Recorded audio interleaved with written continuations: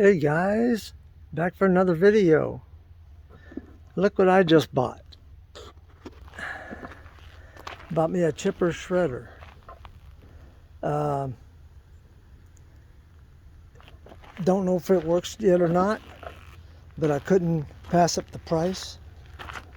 It's 25 bucks. Missing a carburetor. Those are easy to find. I was just pulling it over, and it's quite tight, so I need to take this piece here off. 2 bolts, but they're spinning on the inside, so I need to put something in there to hold them. Don't know whether it works or not, but I like messing with things, and for 25 bucks it'd be cool to try and get this thing running. Anyhow, I'll bring you back when I know more. Alright, this is how far I've gotten so far. But as you can see, it's got a little mouse nest there inside the cover too. But I'm currently working on getting this here off. It seems to be jammed. It got no spark. That's why I'm taking that off.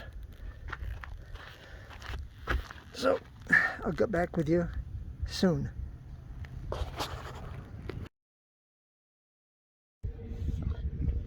Hey guys, I'm back. This is a day or two later on the mulcher. Let me show you what's going on. All right, that's the mulcher I bought. Bought it for 25 bucks. It's a 6 horsepower. And unfortunately, the other day, I was trying to get that cover off right there. This mounts to that cover. It's the center point, and this used to be a bearing. So I was hammering the heck out of it. There's a bearing goes right there, and then there's a ring that goes right there that gets locked on. And once that's back on there on that machine, then you mount this slides over the shaft. The bearing slides, the whole thing slides over the shaft and mounts to those 3 bolts.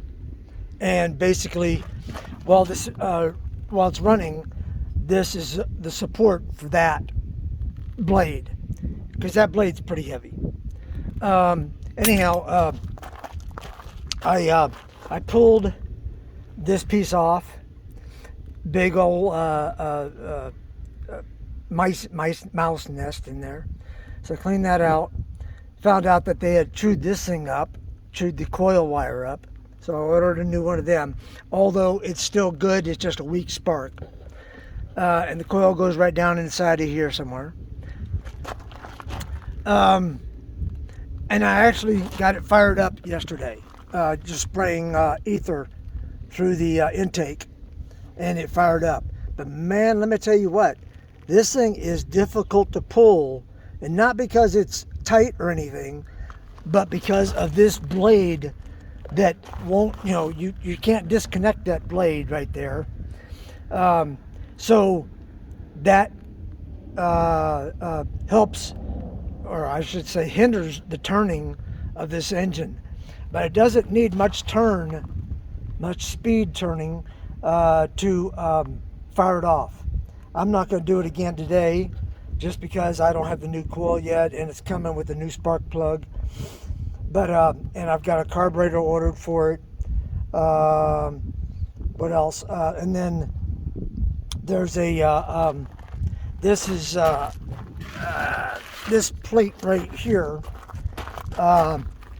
is going to mount to the carburetor. The carburetor mounts to that.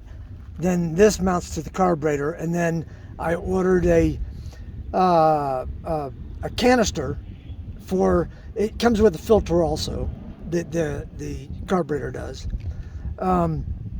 but the filter goes in there, and then there's a metal canister that goes over top of that, and it screws into those two holes right there. I don't have that, so I'm ordering that off of eBay. Got a pretty good price on it, but it fired off. From what I can tell, it runs decent. The only problem I might have is with the carburetor sitting out this far. How is the linkage going to hook up? Because this is how I got it, and so I don't know. I don't have any pictures to go by as far as how this hooks up.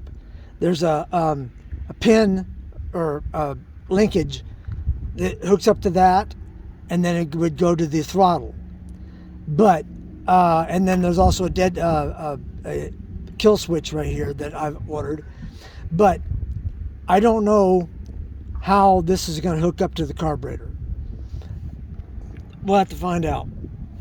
But once I get the new bearing, and this, I'm not getting the stock bearing. I couldn't find it. But this actually gets pressed inside of that. So that way, once that plate is on, the bearing slides over the shaft and then bolts to the outside plate.